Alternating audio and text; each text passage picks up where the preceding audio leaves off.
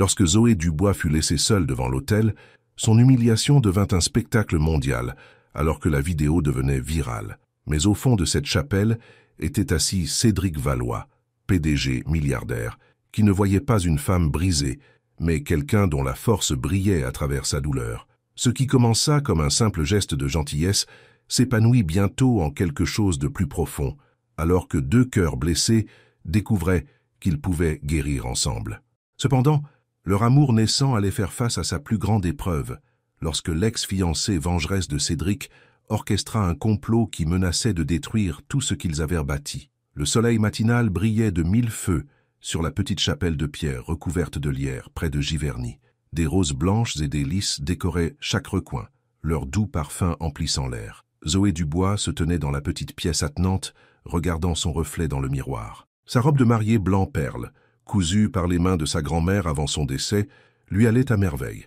À 29 ans, Zoé avait attendu ce moment toute sa vie. « Tu es magnifique », dit sa mère, Martine, ajustant le voile de Zoé, comme un ange. Zoé sourit, mais son estomac était noué. Elle n'avait pas eu de nouvelles de Marc depuis la veille. Il avait semblé distant au dîner de répétition, la regardant à peine en parlant à ses amis. « Quelqu'un a vu Marc aujourd'hui » demanda-t-elle, essayant de garder sa voix stable. Sa mère jeta un coup d'œil à son père, qui remua inconfortablement. « Je suis sûre qu'il est juste en retard, ma chérie, » dit Martine, tapotant la main de Zoé. « Tu sais comment sont les hommes le jour de leur mariage, nerveux. » Zoé hocha la tête, bien que le nœud dans son estomac se resserra. La chapelle était remplie de 200 invités. Des membres de la famille, des amis, des collègues, et le patron de Marc, Cédric Valois, le PDG milliardaire de communication Valois. Zoé ne l'avait jamais rencontré, mais Marc parlait de lui constamment, de son génie, de sa richesse, de son prestige. « C'est l'heure, » dit son père, lui offrant son bras. Zoé prit une profonde inspiration et s'avança avec lui. La musique commença. Tout le monde se leva, se tournant pour la regarder. Certains sourirent. Certains prirent des photos avec leur téléphone. Elle serra son bouquet de roses blanches et se concentra sur l'autel devant elle, où Marc était censé l'attendre. Mais l'endroit était vide. Des murmures parcoururent la foule. Les pas de Zoé hésitèrent. Son père lui serra le bras. « Continue » murmura-t-il. « Il est peut-être juste aux toilettes. » Ils atteignirent l'autel. Le pasteur semblait mal à l'aise, jetant un coup d'œil à sa montre. « Il sera là » dit Zoé, sa voix à peine audible. 10 minutes passèrent, puis 20. Zoé se tenait seule devant l'autel, son bouquet tremblant dans ses mains.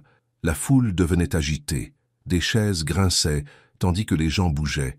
Quelqu'un toussa, quelqu'un ricana. « Peut-être devrions-nous l'appeler » suggéra sa mère, le visage rougi par l'embarras.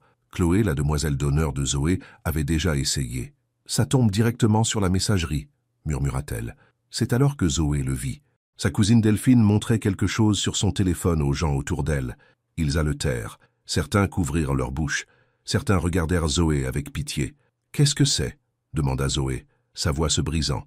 Personne ne répondit. Alors son jeune frère, Julien, arracha le téléphone des mains de Delphine et le regarda. Son visage se durcit. « Non » dit Delphine, essayant de le reprendre. Mais Julien marchait déjà vers Zoé. Il lui tendit le téléphone sans un mot. C'était le compte Instagram de Marc, posté 1 heure auparavant. Un selfie de lui dans un avion, un verre de champagne à la main, avec une femme blonde embrassant sa joue.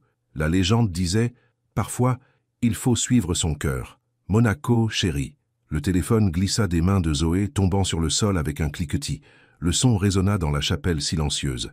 Alors les murmures recommencèrent, plus forts cette fois. Elle devait savoir qu'il la quitterait. J'ai entendu dire qu'il la trompait depuis des mois.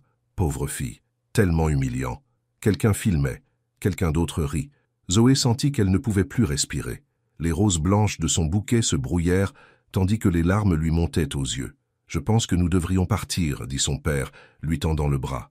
Mais Zoé ne pouvait pas bouger. Ses jambes semblaient cimentées au sol. Cela ne pouvait pas arriver. Pas à elle. Pas après toute cette planification, tous ces rêves. La plupart des invités partèrent déjà, parlant à voix basse, certains ne prenant même pas la peine de cacher leur téléphone alors qu'ils filmaient sa honte. Au dernier rang, un homme grand aux cheveux sombres observait la scène se dérouler. Cédric Valois n'était venu que parce que Marc travaillait dans son service marketing. Il connaissait à peine le marié, n'avait jamais rencontré la mariée. Mais en la voyant seule, abandonnée devant toutes les personnes qu'elle connaissait, quelque chose se serra dans sa poitrine, tandis que d'autres riaient ou bavardait, Cédric resta assis, le visage grave. Il regarda la chapelle se vider, la famille de Zoé tenter de la réconforter, puis la conduire finalement loin de l'autel, la laissant seule sur le premier banc, la tête baissée, son voile flétri. Quand tout le monde fut parti, Cédric s'approcha d'elle discrètement. Il ne dit rien au début, sortit simplement sa carte de visite et la posa doucement sur le banc à côté d'elle. Zoé leva les yeux, son maquillage strié de larmes, ses yeux rouges et gonflés. « Cela ne vous définit pas, » dit Cédric doucement. « Mais si jamais vous voulez parler à quelqu'un qui voit ce que tous les autres ont manqué, appelez-moi. » Puis il se retourna et s'éloigna, laissant Zoé fixer la petite carte blanche. Les semaines suivantes furent un flou. Zoé ferma ses comptes de réseaux sociaux après avoir vu le hashtag John planté devant l'hôtel, devenir viral avec son nom associé. La vidéo d'elle seule était devenue virale. Des inconnus commentaient, créaient des mèmes, transformant sa douleur en divertissement. Elle quitta son poste d'institutrice d'école primaire. Elle ne supportait pas l'idée d'affronter les parents, les regards de pitié, les questions des enfants. Elle arrêta de répondre aux appels, même ceux de ses amis. Elle ne parlait qu'à ses parents, qui s'inquiétaient beaucoup pour elle. « Tu dois sortir de cet appartement », dit sa mère lors d'une de ses visites, regardant les rideaux tirés, les emballages de plats à emporter, la vaisselle sale. « Viens rester chez nous quelque temps. » Mais Zoé ne pouvait pas. La maison de ses parents était trop proche de la chapelle, trop proche des voisins qui avaient été au mariage, trop proche des souvenirs. Un après-midi pluvieux, 3 semaines après ce qui aurait dû être le plus beau jour de sa vie, Zoé rangeait son sac à main quand elle la trouva. La carte de visite. L'encre était légèrement estompée à force de rester dans son sac, mais le nom était toujours lisible. Cédric Valois, PDG, Communication Valois. Elle se rappela son visage, sérieux, bienveillant, la seule personne qui ne l'avait pas regardé avec pitié ou amusement. Ses mains tremblaient en sortant son téléphone. Elle n'appela pas. Elle ne pouvait pas supporter d'entendre une autre voix humaine. Au lieu de cela, elle envoya un simple SMS. « Merci ». Elle n'attendait pas de réponse. Pourquoi un PDG milliardaire se souviendrait-il d'elle? Pourquoi se soucierait-il d'une femme laissée devant l'autel? Mais 1 heure plus tard, son téléphone vibra. « Si vous êtes prête à arrêter de survivre et à commencer à guérir, je suis toujours là. » Zoé fixa le message longtemps, les larmes brouillant sa vision. Pour la première fois depuis des semaines, elle ressentit autre chose que la honte et le désespoir. Elle se sentait vue. Leurs messages commencèrent petitement, de brefs échanges sur des sujets sans importance. La météo, un livre que Cédric lisait, une série que Zoé avait regardée. « Pourquoi faites-vous ça ?» lui envoya-t-elle par SMS un soir. « Faire quoi ?» répondit-il. « Me parler. Vous ne me connaissez même pas. » Sa réponse vint après quelques minutes. « Je sais ce que c'est de se sentir seul dans une foule, d'être regardé par les gens sans qu'ils vous voient vraiment. » Zoé ne savait pas quoi en penser. Cédric Valois était l'un des hommes les plus prospères de la capitale. Son visage était dans les magazines économiques, sa société valait des milliards. Comment quelqu'un comme lui pouvait-il comprendre ce qu'elle traversait? Mais au fil des jours, leurs messages s'allongèrent, plus personnels. Elle apprit que Cédric avait été élevé par une mère célibataire, qui cumulait 3 emplois pour le faire étudier, qu'il avait bâti sa société à partir de rien, que malgré son succès, il avait peu de vrais amis. « Les gens veulent être près de moi pour ce que je peux leur apporter », écrivit-il, « pas pour ce que je suis. » Zoé ne le comprenait que trop bien. Elle avait été la petite amie parfaite, la fiancée parfaite. Toujours dire ce qu'il fallait, faire ce qu'il fallait, être ce que Marc voulait qu'elle soit. Et au final, cela n'avait pas suffi. « Je ne sais même plus qui je suis », avoua-t-elle un soir. « J'ai passé tellement de temps à essayer d'être ce que tout le monde attendait. » « C'est peut-être là que vous commencez, » répondit Cédric. « Découvrir qui vous êtes quand personne ne regarde. » Lentement, Zoé commença à émerger de son cocon de honte. Elle se mit à faire des promenades tôt le matin, quand les rues étaient vides. Elle visita la bibliothèque, se perdant dans les livres. Elle postula même pour un emploi à temps partiel dans un petit fleuriste près de son appartement. « J'ai eu le poste », envoya-t-elle par SMS à Cédric. « Je suis fière de vous », répondit-il. « Cela demande du courage. » C'est juste un fleuriste. C'est un pas en avant. C'est ce qui compte. Elle fit d'autres pas. Elle commença une thérapie. Elle prit un café avec Chloé, son ancienne demoiselle d'honneur. Elle laissa même son frère Julien l'inviter à dîner. « Tu as l'air mieux », dit Julien, étudiant son visage de l'autre côté de la table. « J'y arrive », répondit Zoé. « Il y a quelqu'un de nouveau ?» demanda-t-il hésitant. Zoé pensa à Cédric. Ils ne s'étaient jamais rencontrés en personne depuis ce jour à la chapelle. Leur relation existait entièrement par message textuel. Mais d'une manière ou d'une autre, il était devenu important pour elle, une bouée de sauvetage, un ami. Non, dit-elle, juste un ami. Mais cette nuit-là, allongée dans son lit, elle relut leur message et se demanda si c'était toujours vrai. 2 mois après le mariage avorté, Zoé arrangeait des roses au fleuriste lorsque la clochette au-dessus de la porte tinta. Elle leva les yeux avec un sourire habituel, qui se figea quand elle vit de qui il s'agissait. Cédric Valois se tenait dans l'embrasure de la porte, grand et imposant dans un costume sombre. Il était exactement comme elle s'en souvenait, sauf que ses yeux étaient plus chaleureux qu'elle ne l'avait imaginé. « Bonjour », dit-il simplement. « Bonjour », fit-elle en écho, soudain consciente de son simple jean et de son t-shirt, ses cheveux tirés en un chignon lâche. « J'étais dans le coin », dit-il, bien qu'ils sachent tous deux que c'était peu probable. Le fleuriste était à des kilomètres du siège de communication Valois. « Souhaitez-vous acheter des fleurs ?» demanda-t-elle, sa voix plus stable qu'elle ne l'était. Il sourit. « En fait, je me demandais si vous accepteriez de dîner avec moi, ce soir. » Le cœur de Zoé s'emballa. C'était différent des messages. C'était réel, effrayant. « Je ne sais pas, » dit-elle honnêtement. « Nous pouvons juste parler, » dit Cédric, « comme nous l'avons fait, juste face à face pour changer. » Zoé le regarda vraiment. Il n'était pas seulement un PDG milliardaire, il était l'homme qu'il avait vu à son pire moment et avait offert de la gentillesse au lieu de juger. L'homme qui avait été patient, respectueux, compréhensif. « D'accord, » dit-elle finalement, « un dîner serait agréable. » Son sourire s'élargit, sincère et chaleureux. « Je viens vous chercher à 7 heures ?» Elle hocha la tête, son propre sourire venant plus facilement maintenant. Alors qu'il se tournait pour partir, Zoé l'appela. « Cédric ?» Il se retourna. « Merci, dit-elle, de m'avoir vu. »« Je vous ai toujours vu, Zoé, » répondit-il doucement, dès le premier instant. Et alors qu'il sortait, Zoé sentit quelque chose de nouveau éclore dans sa poitrine. Pas tout à fait de l'espoir, pas tout à fait de l'amour, mais quelque chose de tendre et fragile qui, avec soin, pourrait se transformer en les deux. Tandis que la voiture de Cédric s'éloignait du fleuriste, son téléphone vibra avec un appel entrant. Le nom de son assistante s'afficha sur l'écran. « Oui, Rebecca ?» répondit-il. « Monsieur, Marc Fournier est là pour vous voir. Il dit que c'est urgent. » La mâchoire de Cédric se serra au nom. Marc Fournier, l'homme qui avait laissé Zoé devant l'hôtel, l'homme qui, techniquement, travaillait toujours pour Communication Valois. « Dites-lui que je serai là dans 20 minutes, » dit Cédric, sa voix dure. Il mit fin à l'appel et serra plus fort le volant.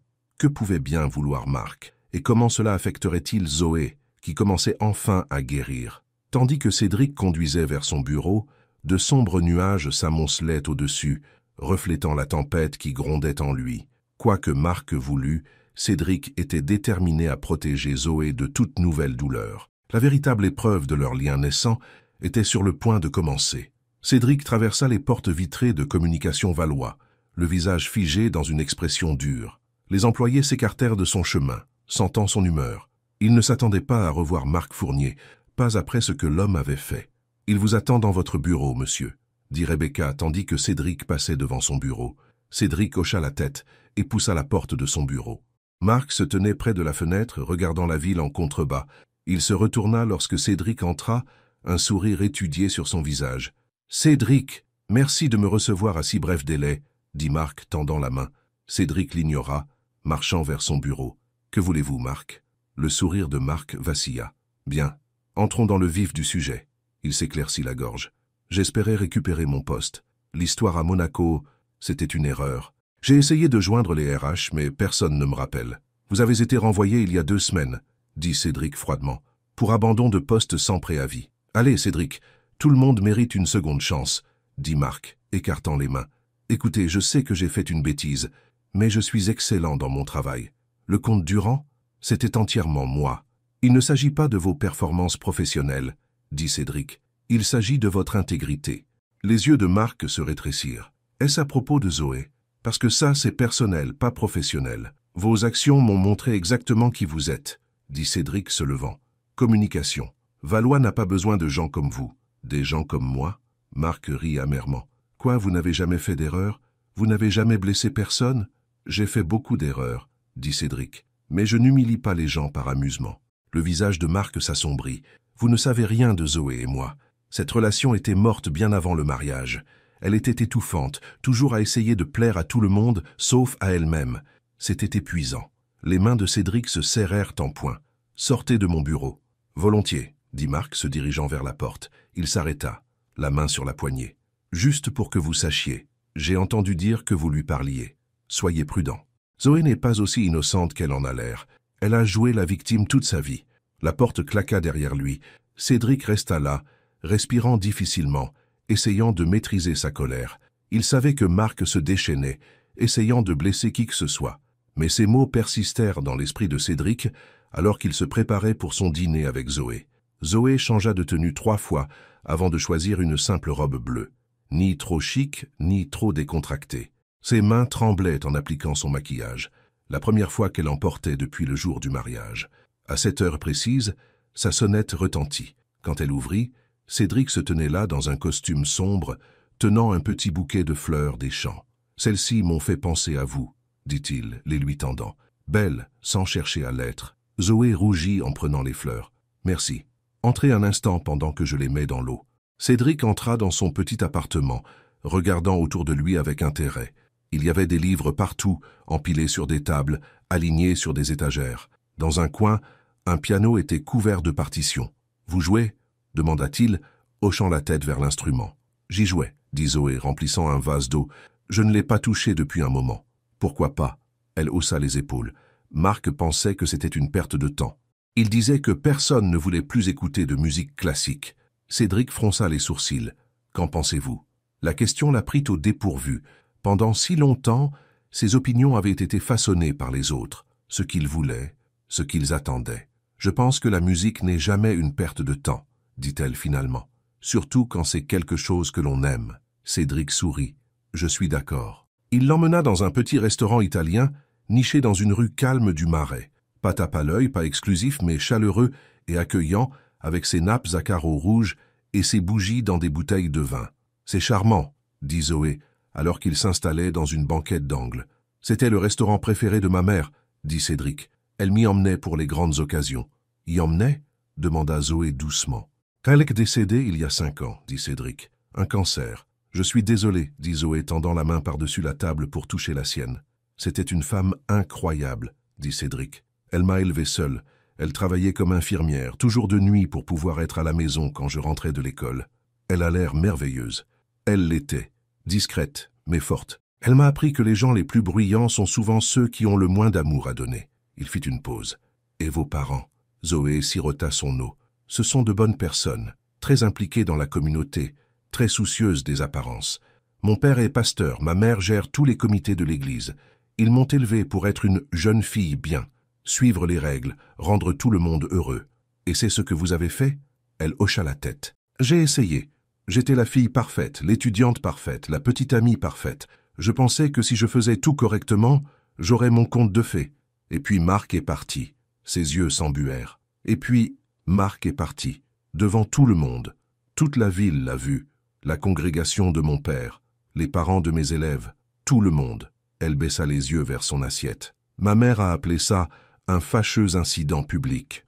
Comme si le problème était que cela s'était passé en public, et non que cela s'était passé tout court. La mâchoire de Cédric se serra. Plus tôt aujourd'hui, Marc est venu à mon bureau.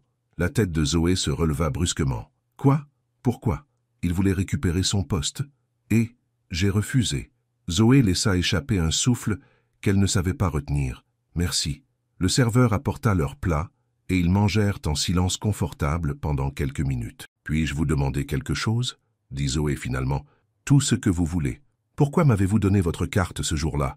À la chapelle ?» Cédric posa sa fourchette, réfléchissant à la question. « J'ai vu en vous quelque chose qui m'a rappelé moi-même. Ce sentiment d'être entouré de gens mais complètement seul. Mais vous avez réussi. Vous êtes respecté. Tout le monde connaît votre nom. Ils connaissent mon nom, pas moi, » dit Cédric. « Avant le décès de ma mère, elle était la seule personne qui me voyait vraiment. Pas le PDG, pas le milliardaire. Juste moi. » Il rencontra les yeux de Zoé. « Quand je vous ai vu là, seul dans cette chapelle, j'ai reconnu cette même solitude. Et j'ai pensé que peut-être pourrions-nous être moins seuls ensemble. » Zoé sentit des larmes lui monter aux yeux. « J'aimerais ça, » murmura-t-elle. Au cours des semaines suivantes, Zoé et Cédric prirent leurs habitudes. Ils s'envoyaient des SMS tout au long de la journée et dînaient ensemble plusieurs fois par semaine. Cédric lui fit découvrir ses livres préférés. Zoé l'emmena dans des endroits secrets de la ville qu'elle aimait. Un soir, il arriva à son appartement avec une expression sérieuse. « Qu'est-ce qui ne va pas ?» demanda-t-elle en le laissant entrer. « Rien ne va pas, » dit-il. « Mais je veux vous montrer quelque chose. Voulez-vous venir avec moi ?» Ils roulèrent en silence, sortant de la ville, vers les beaux quartiers de l'ouest parisien. Finalement, ils s'arrêtèrent devant une grande maison en pierre, en retrait de la route. « C'est chez vous ?» demanda Zoé, surprise. « D'une manière ou d'une autre, je l'avais imaginé vivre dans un appartement terrasse élégant, en plein centre-ville. »« C'était à ma mère, » dit Cédric. « Elle l'a acheté après que j'ai fait mon premier million d'euros. Elle disait que chaque infirmière méritait un jardin après avoir passé tant d'années sous des lumières fluorescentes. » Il la guida à travers la maison, meublée simplement mais chaleureuse et accueillante, jusqu'à une porte arrière qui donnait sur un jardin. Malgré la lumière déclinante, Zoé put voir des roses, des tulipes, des marguerites, toutes soigneusement entretenues. « C'est magnifique, » dit-elle. « Ma mère aimait les fleurs, » dit Cédric. Elle disait qu'elle lui rappelait que la beauté peut naître des endroits les plus sombres. Il prit la main de Zoé. « Je n'ai amené personne ici depuis son décès, mais je voulais le partager avec vous. » Zoé sentit le poids de sa confiance, le cadeau qu'il lui faisait en lui montrant cette partie intime de sa vie. « Merci, » dit-elle doucement, « de me faire confiance pour cela. » Cédric regarda leurs mains jointes. « Zoé, je dois vous dire quelque chose. » Son cœur fit un bond. « Qu'est-ce que c'est ?»« Je suis en train de tomber amoureux de vous, » dit-il, sa voix à peine un murmure. « Je sais que c'est trop tôt. Je sais que vous êtes encore en train de guérir. Mais je ne peux plus faire semblant que ces sentiments ne sont pas réels. » Les yeux de Zoé se remplirent de larmes. Pas des larmes de tristesse, mais celles qui viennent quand quelque chose en soi, brisé depuis si longtemps, commence enfin à se réparer. « Ce n'est pas trop tôt, » dit-elle. « Je le ressens aussi. » Il la regarda, l'espoir et la peur mêlés dans ses yeux. Lentement, lui donnant toute la chance de reculer, il se pencha et l'embrassa. C'était doux, tendre, une promesse de l'avenir. Quand ils se séparèrent, Célia sourit à travers ses larmes. « Je ne pensais plus jamais ressentir ça. La confiance, l'espoir. Tu mérites tout ça, » dit Adrien, et bien plus encore. Le lendemain matin, Célia arriva à la fleuristerie en fredonnant. Pour la première fois depuis des mois, elle se sentait vraiment heureuse, vraiment elle-même. « Quelqu'un est de bonne humeur, » dit Hélène, la propriétaire de la boutique, une femme aimable d'une 60aine d'années. « J'ai passé une bonne soirée, » répondit Célia, attachant son tablier. « Avec ce bel homme qui est venu hier ?» demanda Hélène avec un sourire entendu. Célia rougit. « Oui, tant mieux. Tu mérites un peu de bonheur, ma chère. » La matinée passa rapidement, Célia composant des bouquets et aidant les clients. Juste avant le déjeuner, la clochette au-dessus de la porte tinta. Célia leva les yeux, s'attendant à voir un autre client. Au lieu de cela, Marc se tenait là.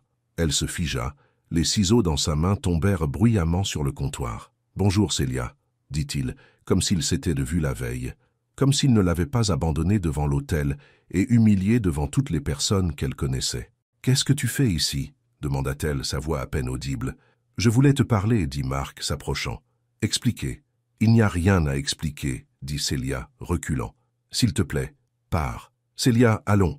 Nous avons été ensemble pendant 3 ans. Ne méritais-je pas au moins une chance de m'excuser ?»« M'excuser ?» Célia sentit la colère monter en elle, remplaçant la peur. « Tu m'as laissé devant l'hôtel. Tu as s'affiché des photos avec une autre femme alors que je me tenais là dans ma robe de mariée. Tu m'as rendu la risée de tous. »« J'ai fait une erreur, » dit Marc, l'air sincèrement contrit. « La plus grande de ma vie. Tu me manques, Célia. Nous me manquons. » Célia le fixa, incapable de croire ce qu'elle entendait. « Il n'y a pas de nous, Marc. Plus maintenant. »« Est-ce à cause d'Adrien ?» demanda Marc, son expression se durcissant. « Parce que c'est mon patron ? Ou ex-patron, devrais-je dire. Comment sais-tu pour Adrien ? » « Les langues vont bon train, » dit Marc d'un ton désinvolte. « Écoute, je comprends. Il est riche, puissant, mais il ne te connaît pas comme moi. Il ne t'aime pas comme moi. »« M'aimer ?» Célia rit amèrement. « Tu as une drôle de façon de montrer ton amour. »« J'ai paniqué, » dit Marc, passant une main dans ses cheveux. « Le mariage, tous ces gens qui regardaient, je me sentais piégé. Mais j'ai eu le temps de réfléchir, de réaliser ce que j'ai gâché. » Il tendit la main vers elle. « Donne-moi une autre chance, Célia, s'il te plaît. » Célia retira sa main. « Non, je ne suis plus cette personne, Marc. Je ne vais pas faire semblant que tout va bien juste pour te faire plaisir. C'est lui, n'est-ce pas ?» La voix de Marc se durcit. « Adrien t'a monté contre moi. »« Adrien n'a rien à voir là-dedans, » dit Célia fermement. « Il s'agit de moi, de ce que je veux. Et je ne te veux pas. Le visage de Marc s'assombrit. Tu le regretteras, Célia. Adrien n'est pas celui que tu crois. Demande-lui pour Angèle Dubois. Demande-lui ce qui lui est arrivé. Avant que Célia ne puisse répondre, Hélène sortit de l'arrière-boutique. Tout va bien ici. Tout va bien, dit Célia, ne quittant pas Marc des yeux. Monsieur Bernard partait juste. Marc la regarda un instant de plus, puis se retourna et sortit, claquant la porte derrière lui. Célia laissa échapper un souffle tremblant, ses mains tremblantes. « Qui était-ce » demanda Hélène, la voix pleine d'inquiétude. « Mon ex-fiancé, » dit Célia, « celui qui m'a laissé devant l'hôtel. »« Oh, ma pauvre, » dit Hélène, tapotant le bras de Célia. « Ça va ?» Célia hocha la tête, mais à l'intérieur, son esprit tournait à toute vitesse. Qui était Angèle Dubois? Et que voulait dire Marc quand il disait qu'Adrien n'était pas celui qu'elle croyait? Elle pensa envoyer un SMS à Adrien pour lui demander, mais quelque chose la retint. La nuit dernière avait été si parfaite, si authentique. Elle ne voulait pas la gâcher avec le venin de Marc. Mais alors qu'elle retournait à ranger les fleurs, ces mots résonnaient dans son esprit. Et si Adrien ne lui disait pas tout? Et si elle se préparait à un nouveau chagrin d'amour? Ce soir-là, Adrien vint la chercher pour dîner, son sourire s'effaçant quand il vit son visage. « Qu'est-ce qui ne va pas ?» demanda-t-il, touchant doucement sa joue. « Marc est venu à la fleuristerie aujourd'hui, » dit Célia. L'expression d'Adrien s'assombrit. Que voulait-il? S'excuser, se remettre avec moi. Elle hésita. Et me prévenir à ton sujet. Danse, me prévenir? Il a mentionné quelqu'un nommé Angèle Dubois, dit Célia, observant attentivement le visage d'Adrien. Il a dit que je devais te demander ce qui lui était arrivé. Le visage d'Adrien pâlit. Il recula, passant une main dans ses cheveux. Je vois. Qui est-elle, Adrien? Il resta silencieux un long moment, ses yeux lointains. Angèle était ma fiancée, dit-il finalement. Il y a 5 ans. Célia sentit son cœur se serrer. Que s'est-il passé? Je l'ai quittée, dit Adrien, sa voix sourde. 1 semaine avant notre mariage. Célia le fixa, incapable de saisir ce qu'elle entendait. Adrien, son Adrien, qui avait été si gentil, si compréhensif, avait fait la même chose à une autre femme que Marc lui avait fait? Pourquoi? Murmura-t-elle. Adrien rencontra ses yeux, les siens remplis de douleur et de regret, parce que j'ai découvert qu'elle ne m'épousait que pour mon argent. Elle avait une liaison avec mon meilleur ami depuis des mois. Ils avaient l'intention de divorcer de moi après 1 an et de prendre la moitié de tout ce que je possédais. Comment l'as-tu découvert? Ma mère, dit Adrien. Elle les a entendus parler à notre fête de fiançailles. Elle me l'a dit tout de suite, elle m'a montré des SMS sur le téléphone d'Angèle qui le prouvaient. Célia laissa échapper un souffle. Alors tu ne l'as pas juste abandonnée. Tu avais une raison. Bien sûr que j'avais une raison, dit Adrien, l'air blessé qu'elle puisse penser autrement. Mais dans la version d'Angèle, je l'ai quittée sans raison. J'ai annulé le mariage de nulle part. Elle s'est assurée que tout le monde croit sa version de l'histoire. Pourquoi n'as-tu pas dit la vérité aux gens? Ma mère était à l'agonie, dit Adrien. Je ne voulais pas passer ces derniers mois à gérer les ragots et les drames. Alors j'ai laissé les gens penser ce qu'ils voulaient. Je me suis concentré sur ce qui comptait, être avec elle. Célia s'approcha de lui, prenant ses mains dans les siennes. Je suis désolé. Je n'aurais pas dû douter de toi. Non, dit Adrien. Tu as eu raison de demander. Après ce que tu as traversé, tu mérites une honnêteté totale. Il marqua une pause. Il y a autre chose que tu devrais savoir. Quoi? Angèle travaille maintenant pour l'un des concurrents de Valoristech. Elle essaye de faire tomber mon entreprise depuis des années. Et Marc, il lui transmettait des informations. C'est la vraie raison pour laquelle je l'ai viré, pas seulement à cause de ce qu'il t'a fait. Célia se sentit glacée. Alors aujourd'hui, à la boutique, il essayait probablement de semer la discorde entre nous, dit Adrien, de créer le doute. Ça a failli marcher, admit Célia. Je ne t'en veux pas, dit Adrien. La confiance n'est pas facile, surtout après ce que tu as traversé. Ce que nous avons tous les deux traversé, le corrigea Célia. Adrien la serra contre lui. La différence, c'est que tu étais innocente. Moi, j'ai au moins eu un avertissement, une chance de me protéger. Ça t'a quand même fait mal, dit Célia, posant sa tête sur sa poitrine. Nous sommes tous les deux blessés, Adrien. Mais peut-être que c'est bien. Peut-être que nous pouvons guérir ensemble. Il lui souleva le menton, la regardant dans les yeux. J'aimerais ça. Alors qu'ils se serraient l'un contre l'autre, Célia sentit une sensation de paix l'envahir. Adrien avait aussi été blessé. Il comprenait sa douleur d'une manière que personne d'autre ne pouvait. Et malgré tout, il était toujours prêt à lui ouvrir son cœur. Mais dehors, observant depuis sa voiture garée de l'autre côté de la rue, Marc Bernard bouillait de colère. Il n'en avait pas fini. Loin de là. Adrien Moreau lui avait pris son travail, et maintenant il lui prenait Célia. Eh bien, on peut jouer à ce jeu-là à deux. Il prit son téléphone et composa un numéro. « Angèle, c'est Marc. Je crois que j'ai trouvé un moyen de me venger d'Adrien. Et cela implique sa nouvelle petite amie. » À l'autre bout du fil, Angèle Dubois sourit. « Raconte-moi tout. » Un mois plus tard, Célia s'assit à son piano pour la première fois depuis plus d'1 an. Ses doigts planèrent au-dessus des touches, hésitant d'abord, puis appuyant doucement. Les notes remplirent son petit appartement, un peu rouillé mais familier. Elle sourit alors que la musique lui revenait, un morceau qu'elle aimait depuis l'enfance. Adrien la regardait depuis le seuil de la porte, une tasse de café à la main, ses yeux doux d'admiration. Au cours du dernier mois, il avait vu Célia se transformer. Elle riait davantage, elle se tenait plus droite. Elle disait ce qu'elle pensait. Ce n'était pas la femme brisée qu'il avait rencontrée à la mairie. C'était Célia telle qu'elle devait être, forte, confiante, authentique. C'était magnifique, dit-il quand elle eut fini de jouer. Célia se retourna, le visage rougi de plaisir. Ça revient lentement. Je fais encore des erreurs. Je n'ai entendu aucune erreur, dit Adrien s'asseyant à côté d'elle sur le banc. J'ai juste entendu toi. Elle se pencha contre lui, posant sa tête sur son épaule. Merci de m'avoir encouragé à rejouer. Je n'ai rien fait, dit Adrien. Tu as décidé de t'y remettre. Tout ce que j'ai fait, c'est écouter. Ce n'est pas rien, dit Célia. Tu as écouté quand j'ai dit que ça me manquait. Marc me coupait toujours la parole quand j'en parlais. La mâchoire d'Adrien se contracta à la mention de Marc, mais il garda sa voix égale. Comment te sens-tu pour la grande réouverture de la fleuristerie demain? Hélène avait décidé de rénover la boutique, en s'étendant dans le local vacant d'à côté. Elle avait promu Célia au poste de directrice, lui donnant pleine autonomie sur le nouveau design et l'inventaire. Nerveuse, admit Célia, mais aussi excitée. Je n'aurais jamais pensé faire quelque chose comme ça. Tu vas être formidable, dit Adrien, l'embrassant sur le haut de la tête. Tout le monde va adorer. Ah, j'espère, dit Célia. Elle se tourna vers lui. Tu pourras vraiment venir? Je sais que tu as cette grosse réunion avec le conseil d'administration. Je l'ai reportée, dit Adrien. C'est important pour toi, donc c'est important pour moi. Célia sentit une chaleur se répandre dans sa poitrine. Elle n'était toujours pas habituée à avoir quelqu'un qui la mettait en premier, qui valorisait ses rêves et ses aspirations. « Je t'aime », dit-elle doucement. Les yeux d'Adrien s'écarquillèrent. C'était la première fois qu'elle lui disait ces mots. Il lui encadra le visage de ses mains. « Je t'aime aussi, Célia, plus que je n'aurais jamais cru possible. » Il l'embrassa, doucement d'abord, puis avec une passion croissante. Célia se fondit en lui, se sentant en sécurité, chérie, aimée. Quand ils se séparèrent, Adrien tendit la main dans sa poche. « J'ai quelque chose pour toi. » Il en sortit une petite boîte en velours. Le cœur de Célia s'arrêta. « Ce n'est pas ce que tu penses, » dit Adrien rapidement, voyant le flash de panique dans ses yeux. « Nous n'en sommes pas encore là.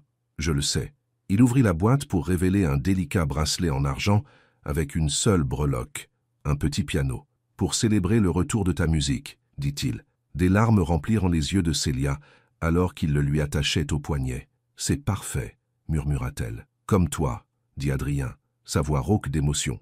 Alors qu'ils se serraient l'un contre l'autre, aucun d'eux ne remarqua la voiture garée de l'autre côté de la rue, ni la femme à l'intérieur qui les observait à travers des jumelles. Angèle Dubois abaissa les jumelles, un sourire froid sur son visage. « Profitant tant que ça dure, Adrien, » murmura-t-elle. « Demain, ton petit monde parfait s'effondrera. » Le lendemain matin se leva, lumineux et clair. Célia arriva tôt à la fleuristerie, son estomac battant la chamade d'excitation et de nervosité. La rénovation était terminée, transformant le petit espace exigu en une oasis lumineuse de fleurs et de plantes. Dans le coin se trouvait un petit espace café où les clients pouvaient prendre un café et des pâtisseries entourées de fleurs. « C'est magnifique, ma chère, » dit Hélène, venant se tenir à côté d'elle. « Tu as fait un travail incroyable. »« Nous l'avons fait ensemble, » dit Célia, serrant la main de la femme âgée. « Non, c'était tout toi, » insista Hélène. « J'ai juste signé les chèques. » Elles travaillèrent ensemble, arrangeant les dernières expositions avant la grande réouverture à 10 heures. Célia vérifiait constamment son téléphone, souriant aux messages encourageants d'Adrien. « Il est plutôt quelque chose, votre jeune homme, » observa Hélène avec un clin d'œil malicieux. « Oui, il l'est, » acquiesça Célia, son visage s'adoucissant. À 9h45, les premiers clients commencèrent à se rassembler à l'extérieur. Célia en reconnut beaucoup, des clients réguliers, des voisins, même quelques parents de ses anciens élèves. Elle fut surprise du nombre de personnes venues la soutenir. À précisément 10 heures, Hélène tendit la clé à Célia. Fais les honneurs, ma chère. Avec une profonde inspiration, Célia déverrouilla la porte et tourna le panneau sur « Ouvert ». Les gens affluaient, s'exclamant devant le nouvel espace magnifique. La caisse enregistreuse tintait sans relâche, alors que les clients achetèrent des fleurs, des plantes et des articles cadeaux. Le petit espace café se remplit de gens bavardant autour d'un café. Célia se déplaçait dans la foule, accueillant les clients, répondant aux questions, se sentant plus confiante à chaque interaction. C'était sa vision qui prenait vie, son talent reconnu. À midi, la clochette au-dessus de la porte tinta. Célia leva les yeux, s'attendant à voir Adrien. Au lieu de cela, une femme blonde, grande et élégante, se tenait dans l'embrasure de la porte, regardant autour d'elle avec un œil critique. « Puis-je vous aider ?» demanda Célia, s'approchant d'elle. La femme se retourna, ses yeux bleus froids, évaluant Célia de la tête aux pieds. « Alors vous êtes Célia Duval, » dit-elle, sa voix dégoulinante de mépris. « Je m'attendais à quelqu'un de plus. » Célia fronça les sourcils. « Je suis désolée, je vous connais ?»« Non, mais je sais tout de vous, » dit la femme. « L'enseignante qui s'est fait larguer devant l'hôtel. Quelle tragédie !»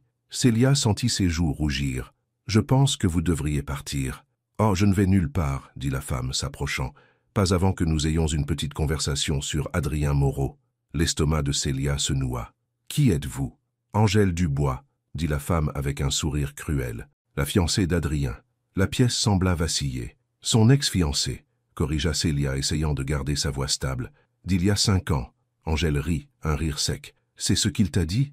Pauvre petite Célia si naïve, toujours à croire ce que les hommes te racontent. « De quoi parlez-vous ?»« Adrien et moi n'avons jamais rompu, » dit Angèle, assez fort pour que les clients proches l'entendent. « Nous avons toujours été ensemble. Il aime juste jouer avec d'autres femmes de temps en temps. Ça lui donne un frisson. » Célia secoua la tête. « Vous mentez. »« Ah oui ?» Angèle sortit son téléphone, faisant défiler des photos. « Alors comment expliquez-vous ça ?» Elle montra à Célia une série de photos. Adrien et Angèle lors de ce qui semblait être un événement récent, son bras autour de sa taille. Adrien et Angèle dînant dans un restaurant intime. Adrien embrassant Angèle sur la joue. « Elles sont vieilles, » dit Célia, mais le doute s'insinua dans sa voix. « Ou retouchées. »« Vérifiez les dates, » dit Angèle. « La semaine dernière. La nuit où il vous a dit qu'il était à un dîner d'affaires. Il était avec moi. Où pensez-vous qu'il va toutes ces nuits quand il dit qu'il travaille tard ?»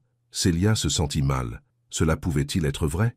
Adrien menait-il une double vie? « Je ne vous crois pas, » dit-elle, mais sa voix chancela. « Croyez ce que vous voulez, » dit Angèle avec un haussement d'épaule. « Mais demandez-vous ceci. Pourquoi un homme comme Adrien Moreau s'intéresserait-il à quelqu'un comme vous? Une ancienne enseignante sans succès travaillant dans une fleuristerie? Vous n'étiez qu'un prétexte, ma chère, quelque chose pour le faire se sentir bien dans sa peau. » Les larmes piquaient les yeux de Célia. « Sortez, maintenant. »« Volontiers, » dit Angèle, se retournant pour partir. À la porte, elle marqua une pause. « Oh, et ne vous embêtez pas à l'appeler. Il est en réunion avec son conseil d'administration toute la journée. Ou du moins, c'est ce qu'il vous a dit. » Elle sourit doucement. « En fait, il m'emmène déjeuner à la mer, notre endroit préféré. » Elle sortit, laissant Célia debout au milieu de la boutique, les clients la regardant avec curiosité et pitié. Les mêmes regards qu'elle avait reçus à la mairie. Hélène se précipita. « Qui était cette femme? Qu'est-ce qu'elle a dit pour vous bouleverser ?»« Ce n'est rien, » dit Célia, essuyant ses yeux. « Juste quelqu'un du passé. » Elle s'excusa et alla à l'arrière-boutique, sortant son téléphone de ses mains tremblantes. Elle appela Adrien. Cela tomba directement sur la messagerie vocale. Elle lui envoya un message. Pas de réponse. Les mots d'Angèle résonnaient dans son esprit. Pourquoi un homme comme Adrien Moreau s'intéresserait-il à quelqu'un comme elle? Peut-être s'était-elle leurrée depuis le début, peut-être n'était-elle qu'une distraction, un amusement temporaire pour lui. « Célia !» La voix d'Hélène vint de derrière elle. « Il y a quelqu'un ici pour vous voir. » Célia se retourna, espérant que ce soit Adrien venu tout expliquer. Au lieu de cela, Marc se tenait dans l'embrasure de la porte, son visage un masque d'inquiétude. « J'ai entendu ce qui s'est passé, » dit-il. « Angèle est venue te voir. Tu la connais ?» demanda Célia, bien qu'elle connaisse déjà la réponse. « Elle m'a contacté après que j'ai perdu mon emploi, » admit Marc. « Elle a dit qu'elle voulait m'aider à me venger d'Adrien. Je ne savais pas qu'elle viendrait ici aujourd'hui, je te jure. Mais tu savais pour elle. Et Adrien. » Marc eut l'air mal à l'aise. « Tout le monde chez Valoristech le sait. C'est le secret de polichinelle de l'entreprise. C'est pourquoi j'ai essayé de te prévenir. » Célia sentit son monde s'écrouler autour d'elle. Encore une fois. « Pourquoi es-tu ici, Marc ? » « Pour voir si tu vas bien, » dit-il, faisant un pas vers elle. Je tiens toujours à toi, Célia. J'ai fait une terrible erreur et je suis désolé. Mais je ne t'ai jamais menti. Je n'ai jamais mené une double vie. Célia rit amèrement. Non, tu m'as juste humilié devant toute la ville. Au moins, je n'ai pas prétendu être ce que je ne suis pas, dit Marc. Adrien s'est joué de toi, Célia. Il s'est moqué de toi dans ton dos tout ce temps. Célia se sentit mal. Cela pouvait-il être vrai? Adrien l'avait-il utilisé depuis le début? Avait-elle été à ce point désespérée d'amour et de reconnaissance qu'elle était tombée dans un autre piège? J'ai besoin d'être seule, dit-elle, sa voix se brisant. Célia, s'il te plaît. Marc, pars. Après son départ, Célia s'assit dans l'arrière-boutique, fixant son téléphone. Toujours pas de nouvelles d'Adrien. Elle essaya de l'appeler à nouveau. Messagerie vocale. Elle chercha « Restaurant La Mer » sur Google et découvrit que c'était un endroit exclusif au centre-ville. Avant de pouvoir se raviser, elle appela un VTC. Adrien vérifia sa montre pour la 3e fois, fronçant les sourcils. La réunion du conseil d'administration prenait du retard, et il avait promis à Célia qu'il serait à la réouverture de la fleuristerie avant midi. Il était déjà 12h30. « Vous devez être quelque part, monsieur Moreau ?» demanda Henri Lenoir, le président du conseil. « Oui, en fait, dit Adrien se levant. Je m'excuse, mais cette réunion devra se poursuivre sans moi. J'ai présenté ma proposition pour le nouveau bureau satellite et je vous fais confiance pour prendre la bonne décision. » Il y eut des murmures de surprise. Adrien Moreau ne quittait jamais les réunions tôt. Les affaires avaient toujours été sa priorité absolue, mais Adrien se dirigeait déjà vers la porte. « Envoyez-moi votre décision par email », lança-t-il par-dessus son épaule. Dans l'ascenseur, il vérifia son téléphone, qu'il avait mis en mode silencieux pour la réunion. 3 appels manqués et 2 messages de Célia. Son cœur se serra. Il avait manqué la réouverture. Il l'appela immédiatement, mais cela tomba sur la messagerie vocale. « Célia, Dieu merci, où es-tu » ?« Devant la mer, admit-elle. Il y eut un moment de silence. « Pourquoi ?»« Angèle est venue à la boutique, » dit Célia, sa voix faible. « Elle a dit que tu déjeunais avec elle ici, que vous ne vous étiez jamais quittés, que j'étais juste un prétexte. » Adrien jura à voix basse. « Rien de tout cela n'est vrai. J'étais en réunion du conseil d'administration toute la matinée. Je suis tellement désolé d'avoir manqué la réouverture. Je te cherche maintenant. »« Je viens de la voir, » dit Zoé, sortant du restaurant avec un autre homme. « Henri Fournier, » dit Cédric. « Son mari. Ils se sont mariés il y a 3 ans. »« Son mari ?» Zoé se sentit prise de vertige, à la fois soulagée et confuse. « Mais elle m'a montré des photos de vous ensemble, des récentes, retouchées, ou d'anciennes photos avec de fausses dates, » dit Cédric. « Angélique essaie de me saboter depuis des années, et maintenant elle t'utilise pour y parvenir. » Sa voix s'adoucit. « Où es-tu exactement ? Je viens te chercher. » Zoé lui donna sa position, puis se rassit, l'esprit s'emballant. Angélique avait menti. Mais pourquoi? Que gagnait-elle à blesser Zoé? 10 minutes plus tard, la voiture de Cédric s'arrêta à côté de son VTC. Il en sortit, le visage marqué par l'inquiétude. Zoé s'approcha pour le rejoindre. « Je suis désolée, » dit-elle, de nouvelles larmes perlant à ses yeux. « J'aurais dû te faire confiance. » Cédric la serra dans ses bras. « Non, c'est moi qui suis désolé. J'aurais dû te prévenir pour Angélique. Je n'aurais jamais cru qu'elle irait aussi loin. » Marc était aussi de mèche, dit Zoé contre son torse. Il est venu à la boutique juste après son départ. Il m'a dit que tout le monde chez Valtech était au courant pour toi et Angélique. Les bras de Cédric se resserrèrent autour d'elle. C'est un mensonge. Angélique et moi n'avons eu aucun contact depuis que j'ai annulé notre mariage il y a 5 ans.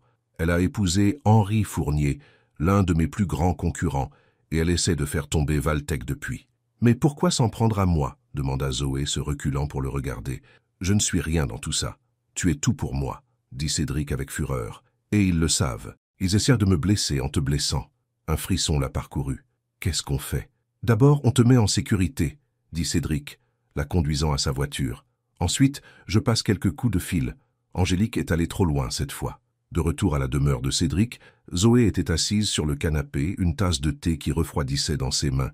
Cédric était au téléphone dans son bureau, la voix forte. Jamais elle ne l'avait entendu en colère auparavant.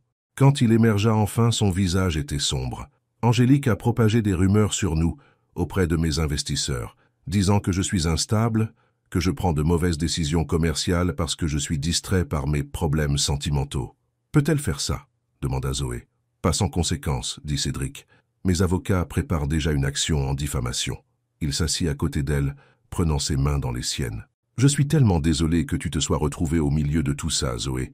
C'est exactement pourquoi je suis resté seul toutes ces années. Tous ceux que j'aime deviennent une cible. Je ne suis pas fragile, Cédric, dit Zoé. J'ai survécu au fait d'être abandonné devant l'hôtel devant tout le monde. Je peux gérer ton ex-folle. Cédric sourit, mais son regard restait sombre. Ce n'est pas seulement Angélique, c'est la presse, les concurrents, les gens qui veulent ce que j'ai. Être avec moi, c'est vivre dans une vitrine. Zoé sentit son cœur se serrer. Es-tu en train de dire que tu ne veux plus être avec moi? Non, dit Cédric rapidement. Je dis que j'ai besoin que tu sois sûr que je vaux tout ça. Il fit un geste autour d'eux. Les mensonges, les ragots, l'attention publique. Tu penses que je me soucie de tout ça? Demanda Zoé. Je pense que tu as assez souffert, dit Cédric. Je pense que tu mérites une vie tranquille et paisible, et je ne peux pas te l'offrir. Zoé sentit une étincelle de colère. Ne décide pas ce que je mérite, Cédric, c'est à moi de choisir. Zoé? Non, l'interrompit-elle. J'ai passé des années à laisser les autres me dire ce que je devais vouloir, qui je devais être. Marc, mes parents, tout le monde. J'en ai fini avec ça. Elle se leva, faisant les 100 pas dans la pièce. Oui, aujourd'hui a été difficile. Oui, j'ai douté de toi, de nous. Mais c'est de ma faute, pas de la tienne. J'ai laissé mes insécurités prendre le dessus. Tu avais tout à fait le droit d'être méfiante, dit Cédric. Après ce que Marc a fait, ce n'est pas à propos de Marc, dit Zoé fermement. C'est à propos de nous, à propos de savoir si nous nous faisons assez confiance pour nous battre pour cette relation.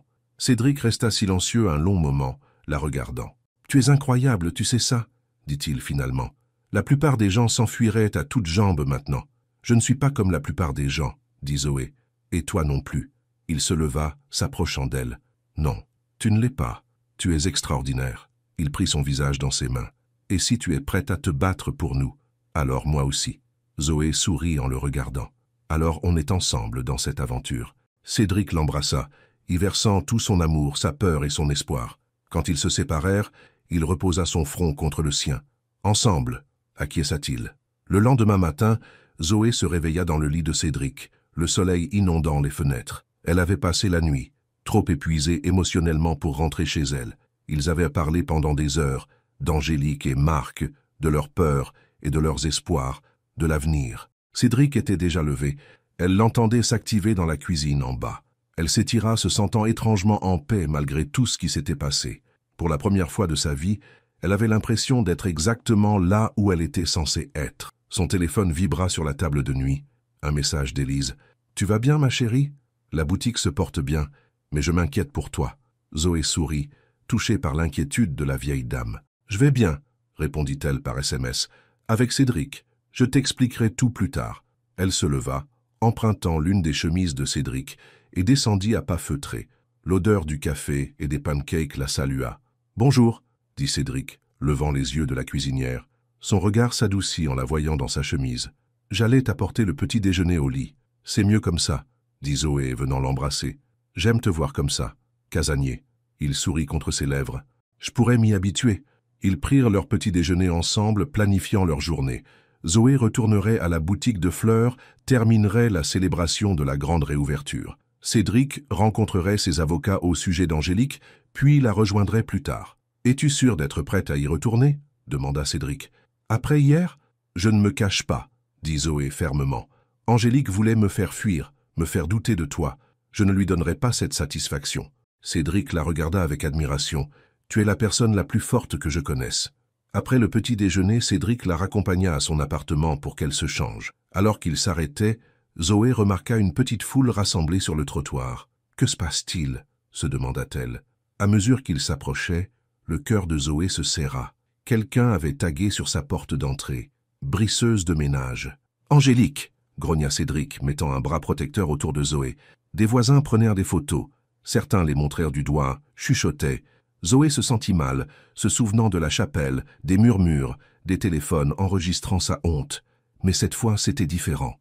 Cette fois, elle n'était pas seule. « Entrons, dit-elle, la tête haute. J'ai besoin de me changer pour le travail. » Cédric la regarda avec inquiétude. « Zoé, tu devrais peut-être prendre un jour de congé. »« Non, dit-elle fermement.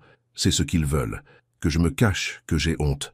J'en ai fini d'être une victime, Cédric. » Il sourit, lui serrant la main. « Voilà ma fille. » Ils traversèrent la foule ensemble, ignorant les regards et les murmures. À l'intérieur de son appartement, Cédric appela un service de nettoyage pendant que Zoé se préparait pour le travail.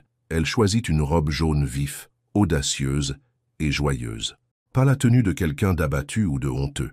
Quand ils ressortirent, le graffiti était déjà en train d'être nettoyé, et la plupart de la foule s'était dispersée. Mais une personne restait, observant d'en face. Marc. Zoé sentit Cédric se tendre à ses côtés. Elle posa une main sur son bras. « Laisse-moi gérer ça. » Elle traversa la rue, s'arrêtant devant Marc. « N'en as-tu pas fait assez ?» demanda-t-elle. « Je n'ai pas fait ça, » dit Marc, hochant la tête vers son appartement. « Ça, c'était tout Angélique. Mais tu l'as aidé à me blesser, » dit Zoé. « Pourquoi, Marc? Qu'est-ce que je t'ai fait à part t'aimer ?» Marc eut la décence de paraître honteux.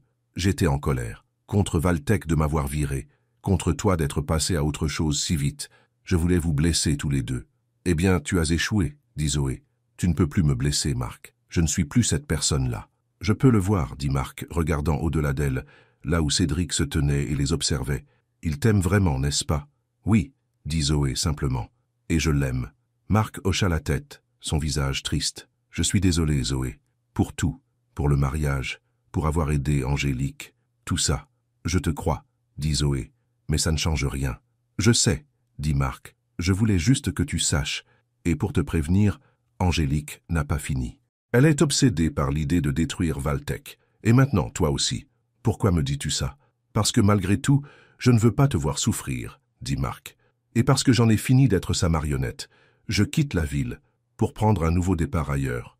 Zoé l'étudia, essayant de retrouver l'homme qu'elle avait aimé au point de vouloir l'épouser. J'espère que tu trouveras ce que tu cherches, Marc. J'espère aussi, dit-il. Il hésita, puis tourna les talons pour partir. Sois prudente, Zoé. Angélique est dangereuse. Zoé le regarda s'éloigner, ressentant un étrange sentiment de soulagement. Quand elle retourna auprès de Cédric, il la regarda d'un air interrogateur. « Tout va bien ?» demanda-t-il. « Oui, » dit Zoé, se surprenant elle-même de la vérité de ses paroles. « Tout est parfait. » Mais alors que Cédric la conduisait à la boutique de fleurs, Zoé ne pouvait pas chasser l'avertissement de Marc de son esprit. Angélique n'avait pas fini, et si Marc disait vrai, le pire restait à venir. Le reste de la journée passa dans un flot ininterrompu de clients et de félicitations. La réouverture de la boutique de fleurs fut un succès, avec beaucoup de monde venant spécifiquement pour soutenir Zoé après que la nouvelle de l'incident du graffiti se soit répandue. « Tu es une véritable célébrité locale », taquina Élise alors qu'elle comptait les recettes de la journée. « Pas par choix », dit Zoé avec un petit sourire. « Eh bien, quelle que soit la raison, c'est bon pour les affaires, » dit Élise. « Nous avons vendu toutes les compositions florales que tu as conçues. » Cédric arriva juste au moment où elle fermait, un bouquet de fleurs des champs à la main, pour la fleuriste la plus talentueuse de la ville, dit-il, les présentant à Zoé. « Séducteur, dit-elle, les acceptant avec un baiser. « Comment s'est passée ta journée ?» demanda-t-il, l'aidant à enfiler son manteau. « Étonnamment bonne, » dit Zoé. « Il s'avère que tout le monde ne croit pas aux vilaines rumeurs. La vérité a le don de toujours éclater, dit Cédric. » Ils dirent au revoir à Élise et marchèrent jusqu'à la voiture de Cédric, main dans la main.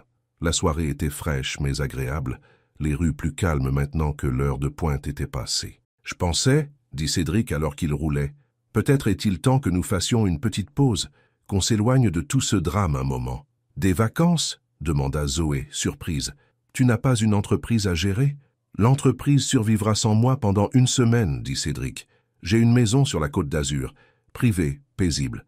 On pourrait y aller ce week-end. » Zoé y réfléchit. Une semaine loin avec Cédric, loin des machinations d'Angélique et des avertissements de Marc, sonnait comme le paradis. « Je devrais demander à Élise si elle peut se débrouiller sans moi. »« Bien sûr, » dit Cédric. « Pense-y. » Ils arrivèrent à l'immeuble d'appartement de Zoé. La porte avait été repeinte, toute trace du graffiti disparue. « Tu restes ce soir ?» demanda Zoé en entrant. « J'adorerais, » dit Cédric, « mais j'ai une réunion tôt demain que je ne peux pas reporter. Que dirais-tu d'un dîner chez moi demain soir? Je cuisinerai. »« Tu cuisines ?» demanda Zoé avec un sourire moqueur. « J'ai de nombreux talents cachés, » dit Cédric, l'attirant près de lui. « Je parie que oui, » murmura Zoé contre ses lèvres. Plus tard, après le départ de Cédric, Zoé se prépara à se coucher, l'esprit rempli de projets pour leur escapade de week-end. Malgré tout ce qui s'était passé, elle se sentait pleine d'espoir. Elle et Cédric avaient surmonté leur première vraie tempête en tant que couple et en étaient sortis plus forts. Alors qu'elle se brossait les dents, son téléphone sonna. Numéro inconnu. « Allô ?» répondit-elle prudemment. « Est-ce Zoé Leclerc ?» demanda une voix de femme. « Oui, qui est à l'appareil ? Je m'appelle Juliette Dubois. Je suis l'assistante de Cédric Val. Zoé fronça les sourcils. Pourquoi l'assistante de Cédric l'appelait-elle si tard? Tout va bien? Je ne suis pas sûre, dit Juliette, la voix hésitante. Je ne devrais pas vous appeler, mais je pense que vous devriez savoir quelque chose. Quoi? Demanda Zoé, l'estomac se serrant. Monsieur Veil n'a pas de réunion tôt demain, dit Juliette. Il rencontre Angélique Fournier, chez lui. Il m'a spécifiquement demandé de ne le dire à personne, surtout pas à vous. Zoé sentit la pièce tourner. Ce n'est pas possible. Je suis désolé, dit Juliette. J'ai pensé que vous devriez savoir. Il agit étrangement ces derniers temps. Secret. Et lui et Madame Fournier sont en contact depuis des semaines. Le téléphone glissa des doigts inertes de Zoé, tombant sur le sol avec un cliquetis. Cédric rencontrait Angélique, en secret. Après tout ce qui s'était passé, elle ramassa le téléphone d'une main tremblante. « Pourquoi me dites-vous ça ?»« Parce que je travaille pour Monsieur Val depuis 6 ans, dit Juliette. Et je ne l'ai jamais vu aussi heureux que depuis qu'il vous a rencontré. Quoi que Madame Fournier prépare, je ne veux pas la voir le blesser. Ni vous. Merci, dit Zoé machinalement. Je dois y aller. Elle raccrocha, l'esprit s'emballant. Est-ce que cela pouvait être vrai? Cédric rencontrait-il Angélique en secret?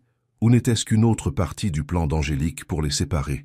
Elle essaya d'appeler Cédric, mais son téléphone tomba directement sur la messagerie vocale. Elle lui envoya un SMS. « Appelle-moi quand tu auras ça, c'est important. » Puis elle s'assit au bord de son lit, le cœur battant. Et si tout avait été un mensonge? Et si Marc avait eu raison depuis le début? Et si Cédric jouait juste avec elle, l'utilisant? Non, elle refusa de le croire. Elle avait vu l'amour dans les yeux de Cédric, l'avait senti dans son toucher, l'avait entendu dans sa voix. Ça ne pouvait pas être simulé, n'est-ce pas? Elle regarda le bracelet à son poignet, la petite breloque de piano attrapant la lumière. Cédric le lui avait offert comme un symbole de sa redécouverte d'elle-même. Il l'avait encouragée à jouer, à gérer la boutique de fleurs, à être forte. Ce n'étaient pas les actions de quelqu'un qui l'utilisait, c'étaient les actions de quelqu'un qui l'aimait. Zoé prit une décision. Demain matin, elle irait chez Cédric, pas pour espionner ou accuser, mais pour entendre la vérité directement de lui. Quoi qu'il se passe avec Angélique, ils l'affronteraient ensemble. Alors qu'elle s'endormait enfin, Zoé n'avait aucune idée qu'à l'autre bout de la ville, Angélique Fournier échafaudait également des plans qui mettraient la force retrouvée de Zoé et l'amour de Cédric à rude épreuve. « Tout est prêt, » dit Angélique dans son téléphone. « D'ici demain, Cédric Val aura tout perdu. Son entreprise, sa réputation. » Elle sourit froidement. « Et cette petite fleuriste pathétique dont il est si épris. » À l'autre bout du fil, une voix d'homme répondit « Et j'obtiendrai enfin ce qui me revient. Valtech. »« Oui, Henri, » ronronna Angélique. « Tu auras l'entreprise, et j'aurai ma vengeance. » La scène était prête pour une confrontation finale, et cette fois il n'y aurait pas de fin heureuse. Du moins, c'est ce qu'Angélique pensait. J'ai été planté devant l'hôtel il y a 3 mois. La vidéo a fait le tour du monde. Des inconnus faisaient des mèmes à mon sujet. Alors oui, je sais exactement ce que ça fait. Alors vous devriez comprendre, dit Angélique. Le besoin de vengeance, le besoin de leur faire payer. Ce que je comprends, dit Zoé, s'approchant d'Angélique, c'est que vivre bien est la meilleure des vengeances, et que s'accrocher à la haine ne fait de mal qu'à soi-même. Angélique ricana. Quelle noblesse, tellement prévisible. Assez bavardé, interrompit Hervé. Valère, signez les documents, ou nous rendons les preuves publiques. Vous avez 1 heure pour décider. Céliane regarda les documents sur son bureau, le visage sombre. J'ai besoin de parler à Zoé, seule. Je vous en prie, dit Angélique avec un sourire en coin. Dites vos adieux. Une fois cette fusion conclue, je crains que Céliane n'ait plus de temps pour de petites liaisons. Elle et Hervé quittèrent le bureau, refermant la porte derrière eux. Dès qu'ils furent partis, Céliane serra Zoé dans ses bras. « Je suis tellement désolé que tu aies été entraînée là-dedans, » dit-il, la voix rauque d'émotion. « Je n'ai jamais voulu que mes problèmes te touchent. Tes problèmes sont mes problèmes maintenant, » dit Zoé, le serrant fort. « Nous sommes là-dedans ensemble, tu te souviens ?» Céliane recula, la regardant dans les yeux. « Je ne peux pas signer ces documents, Zoé. Valtech est le travail de ma vie. Je l'ai bâti à partir de rien. Alors, que faisons-nous » Céliane passa une main dans ses cheveux. « Je ne sais pas. Les preuves qu'ils ont fabriquées sont convaincantes. S'ils les divulguent, le mal sera fait avant que je puisse prouver que c'est faux. » Zoé réfléchit un instant. « Et si nous les faisions admettre que c'est faux? Enregistrer? Comment ?» Un lent sourire se dessina sur le visage de Zoé. « J'ai une idée, mais j'aurai besoin de ta confiance. »« Tu l'as, » dit Céliane immédiatement. « Complètement. » Zoé hocha la tête, un plan se formant dans son esprit. « Rappelez-les. Dites-leur que vous avez besoin de plus de temps pour y réfléchir, que vous voulez qu'ils vous laissent les documents. Ils n'accepteront jamais ça. Ils le feront si vous les convainquez que vous examinez sérieusement leur offre, dit Zoé. Vous êtes un homme d'affaires, Célian. Négociez. Célian étudia son visage. Que prévois-tu? Moins vous en saurez, mieux ce sera, dit Zoé. Faites-moi juste confiance. Célian appuya sur un bouton de son bureau. Angélique, Hervé, pourriez-vous revenir, s'il vous plaît? Ils revinrent, l'air suffisant. L'heure de la décision, dit Hervé. Qu'est-ce que ça va être, Valère? J'ai besoin de plus de temps, dit Célian. C'est une décision majeure qui affecte des centaines d'employés, pas seulement moi. Vous n'avez plus de temps, claqua Angélique. Signez maintenant ou nous divulguons les preuves. Au moins, laissez-moi les documents, dit Célian. Laissez-moi les examiner correctement. Pour que vos avocats trouvent des failles? Je ne crois pas, non, dit Hervé. Pas d'avocat, promit Célian. Juste moi. Donnez-moi jusqu'à demain matin. Angélique et Hervé échangèrent des regards. D'accord, dit Hervé finalement. Mais si nous n'avons pas votre signature d'ici 9 heures demain matin, nous rendons tout public. Et juste pour s'assurer que vous ne tentiez rien d'astucieux, ajouta Angélique, je logerai à l'hôtel La Roseraie, en centre-ville, chambre 1214. Vous pourrez y apporter les documents signés personnellement. Très bien, accepta Célian. Après leur départ, Zoé se tourna vers Célian. L'hôtel La Roseraie, c'est là que nous allons. Quoi? Pourquoi? Parce que c'est là que nous allons obtenir nos preuves, dit Zoé. Mais d'abord, je dois passer un coup de fil. À 7 heures ce soir-là, Zoé entra dans le hall de l'hôtel La Roseraie, le cœur battant. Elle portait une simple robe noire, ses cheveux tirés en une queue de cheval élégante. Elle avait l'air confiante, soignée, pas du tout comme une femme sur le point de confronter l'ex-vengeresse de son petit ami. Elle prit l'ascenseur jusqu'au 12e étage, répétant mentalement ce qu'elle allait dire. Ça devait marcher, tout en dépendait. Elle frappa à la porte de la chambre 1214. Angélique ouvrit, la surprise traversant son visage avant qu'elle ne la masque d'un ricanement. « Tiens, la fleuriste, toute seule. Où est Célian? Il ne viendra pas, dit Zoé. C'est moi. » Angélique haussa un sourcil. « Et pourquoi voudrais-je vous parler? Parce que j'ai une proposition pour vous, dit Zoé. Une qui vous donnera ce que vous désirez vraiment. » Angélique l'étudia un instant, puis s'écarta. Cela devrait être amusant, au moins. Zoé entra dans la suite, remarquant l'ordinateur portable ouvert sur le bureau, des dossiers éparpillés à côté.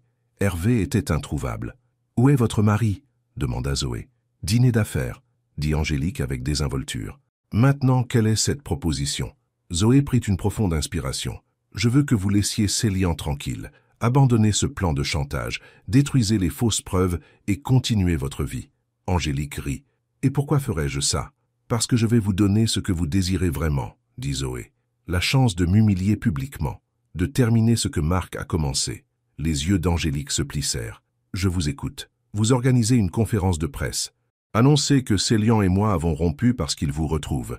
Dites ce que vous voulez de moi. Que j'étais juste un bouche-trou, que je l'utilisais pour son argent, que je n'étais pas assez bien pour lui. Faites de moi la risée du public, encore une fois. Et en retour, vous détruisez les preuves contre Célian et ne le menacez plus jamais, lui ou Valère Tech. » Angélique tourna lentement autour de Zoé, comme un prédateur autour de sa proie. « Pourquoi feriez-vous cela? Vous soumettre à une humiliation publique pour le protéger? »« Parce que je l'aime, » dit simplement Zoé, « et parce que je sais que c'est ce que vous voulez vraiment. Me blesser, prouver que vous êtes meilleur que moi. De cette façon, vous obtiendrez cette satisfaction sans détruire le travail de toute une vie d'un homme innocent. » Angélique s'arrêta devant elle, étudiant son visage. « Vous feriez vraiment ça pour lui? Sacrifier votre fierté et votre dignité? » « Oui, » dit Zoé sans hésitation. Un lent sourire se dessina sur le visage d'Angélique. Quelle noblesse, tellement pathétique. Elle se dirigea vers le bureau, prenant son téléphone. « Vous savez quoi? Je pense que je vais accepter votre offre, mais avec un petit changement. »« Quel changement? »« Je vais enregistrer cette conversation, » dit Angélique, tapotant l'écran de son téléphone. « Je veux que Célian entende à quel point vous étiez prête à vous sacrifier pour lui, à quel point vous êtes désespérée et collante. Ça devrait être le dernier clou dans le cercueil de votre relation. » Elle posa le téléphone, le bouton d'enregistrement rougeoyant. « Alors, recommençons. Vous voulez que je laisse Célian tranquille et en retour, vous me laisserez vous humilier publiquement. C'est bien ça? »« Oui, » dit Zoé, « mais seulement si vous admettez, enregistré, que les preuves contre Célian sont fabriquées. » Angélique agita une main avec désinvolture. « Bien, les preuves sont fausses. Hervé et moi avons passé des années à les assembler, manipulant des données, falsifiant des photos, créant de faux témoins. Tout n'est qu'un mensonge élaboré, conçu pour forcer Célian à abandonner Valertech. « Et pourquoi faites-vous cela » demanda Zoé. « Parce qu'il m'a humilié, » dit Angélique, la voix montant. « Il m'a quitté une semaine avant notre mariage. Personne ne fait ça à Angélique Leblanc. Personne. Alors oui, j'ai créé toutes ces fausses preuves. Oui, j'ai essayé de ruiner sa vie pendant 5 ans. Et oui, je vous ai utilisé pour l'atteindre. »« En m'utilisant comment » demanda Zoé. Angélique rit. « Oh, vous voulez vraiment la confession complète, n'est-ce pas? Très bien. J'ai payé Marc pour qu'il vous quitte devant l'hôtel. Je surveillais Célian depuis des années.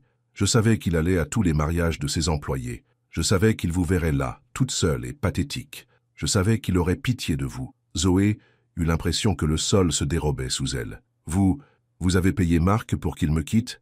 10 000 euros ?» dit Angélique avec un sourire narquois. Il était étonnamment bon marché. Il a dit qu'il prévoyait de rompre de toute façon, autant être payé pour ça.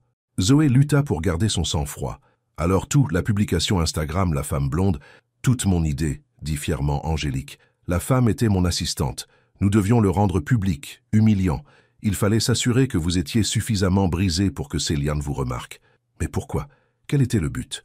Le plan était que Céliane tombe amoureux de vous, puis que j'intervienne pour le récupérer, » expliqua Angélique. « Lui montrer ainsi qu'à tout le monde qu'il revient toujours à moi à la fin. Mais l'idiot est réellement tombé amoureux de vous. » Elle fit une grimace de dégoût. « Nous avons donc dû passer au plan B, vous utiliser pour l'atteindre, le rendre si désespéré de vous protéger qu'il céderait Valertech pour vous garder en sécurité. Vous avez fait tout ça, juste pour vous venger?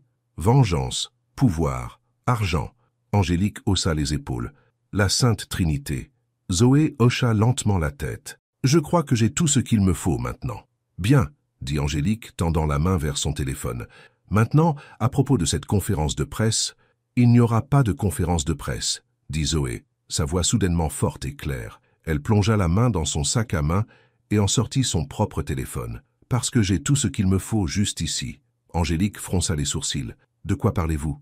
Vérifiez votre téléphone, » dit Zoé. « Est-ce qu'il enregistre vraiment ?» Angélique baissa les yeux vers son téléphone. Le bouton d'enregistrement ne rougeoyait plus. En fait, l'écran était noir. « Qu'avez-vous fait ?» demanda-t-elle. « Je n'ai rien fait, » dit Zoé. « Mais mon ami Jacques est plutôt doué avec la technologie. Il m'a aidé à installer un petit appareil qui bloque les fonctions de votre téléphone tout en enregistrant tout ce que vous dites sur le mien. » Elle tendit son téléphone, montrant l'enregistrement actif. « Tout, Angélique. Votre confession que les preuves sont fausses, que vous avez payé Marc pour me quitter devant l'hôtel, que toute cette histoire était un plan de vengeance élaboré. » Angélique se jeta sur le téléphone. « Donnez-moi ça !» Zoé recula. « Je ne ferais pas ça si j'étais vous. Cet enregistrement est déjà en train d'être téléchargé sur un serveur sécurisé, et la police est en route. »« La police ?» Le visage d'Angélique pâlit. « Vous bluffez. Le chantage est un crime, » dit Zoé. « La fraude aussi, et la conspiration. Comme sur commande, on frappa à la porte. « Madame Leblanc, police, ouvrez !» Le visage d'Angélique se tordit de rage. « Petite garce, vous m'avez piégé. »« Non, Angélique, » dit Zoé calmement. « Vous vous êtes piégée vous-même. Il y a 5 ans, quand vous avez décidé que la vengeance était plus importante que de passer à autre chose dans votre vie. On frappa de nouveau, plus fort cette fois. « Police, ouvrez la porte !» Les épaules d'Angélique s'affaissèrent de défaite.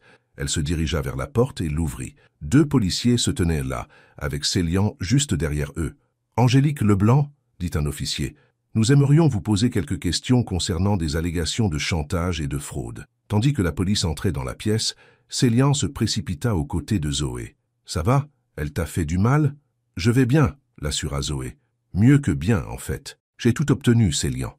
Sa confession complète. Les preuves sont fausses. Valertech est sauvée. » Céliane la serra dans ses bras, la tenant fort. « Je n'arrive pas à croire que tu aies fait ça. Tu as été incroyable. » Par-dessus son épaule, Zoé regarda la police menotter Angélique, lui lisant ses droits. Les yeux d'Angélique rencontrèrent ceux de Zoé, remplis de haine et de défaite. « Ce n'est pas fini !» siffla Angélique, tandis qu'il l'emmenait. Loin de là. Mais Zoé savait que c'était fini. Le cauchemar qui avait commencé le jour où Marc l'avait quitté devant l'hôtel prenait enfin fin, et un nouveau chapitre commençait. 1 mois plus tard, Zoé se tenait dans le jardin de Célian, entourée de fleurs en pleine floraison. Le soleil de l'après-midi jetait une lueur dorée sur tout, rendant le moment presque magique. « Es-tu nerveuse » demanda Hélène, ajustant la simple robe d'été blanche de Zoé. Non, dit Zoé sincèrement. Pour la première fois de ma vie, je suis exactement là où je veux être. Après l'arrestation d'Angélique, tout s'était déroulé rapidement. La police avait trouvé Hervé à son dîner d'affaires et l'avait également arrêté. Les fausses preuves contre Valertec avaient été saisies et détruites. Angélique et Hervé faisaient face à de multiples accusations de chantage, de fraude et de conspiration.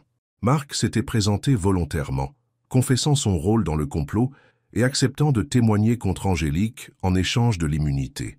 Il avait quitté la ville comme promis, envoyant à Zoé un bref email s'excusant encore une fois pour tout. Et au milieu de tout cela, Céliane avait posé une question à Zoé. Une simple question avec une réponse profonde. « C'est l'heure, » dit Hélène, serrant la main de Zoé. « Il t'attend. » Zoé traversa le jardin, suivant le sentier bordé de fleurs sauvages, les mêmes que Céliane lui avait apportées le jour où il était venu à la boutique de fleurs. Au bout du sentier, sous une tonnelle couverte de rosiers grimpants, Céliane se tenait, l'attendant. Il n'y avait pas de foule cette fois, pas d'audience, juste eux deux, avec Hélène et Jacques comme témoins, pas de robe de mariée blanche, pas de décoration élaborée. Juste deux personnes qui s'étaient retrouvées dans l'obscurité et avaient choisi de marcher ensemble dans la lumière. Les yeux de Céliane se remplirent d'amour à mesure que Zoé s'approchait. Il prit ses mains dans les siennes, son toucher doux mais ferme. « Il y a 3 mois, commença-t-il, sa voix claire et assurée. Je t'ai regardé seul dans une chapelle, abandonné par quelqu'un qui ne te méritait pas. J'ai vu ta force ce jour-là, ta dignité, même dans ta plus profonde douleur. Et quelque chose en moi t'a reconnu, non seulement comme quelqu'un qui avait besoin d'aide, mais comme quelqu'un qui pouvait m'aider à me retrouver. » Zoé sourit à travers ses larmes. « Et j'ai trouvé en toi quelqu'un qui m'a vu, vraiment vu, quand j'étais invisible aux yeux de tous les autres. Quelqu'un qui a valorisé ma voix quand j'avais été réduite au silence si longtemps. Quelqu'un qui m'a appris que l'amour n'est pas une performance ou un prix, mais un choix que nous faisons chaque jour. Je te choisis, Zoé, dit Céliane la voix rauque d'émotion. Aujourd'hui et chaque jour. Je choisis ta force et ta douceur, ton courage et ta compassion.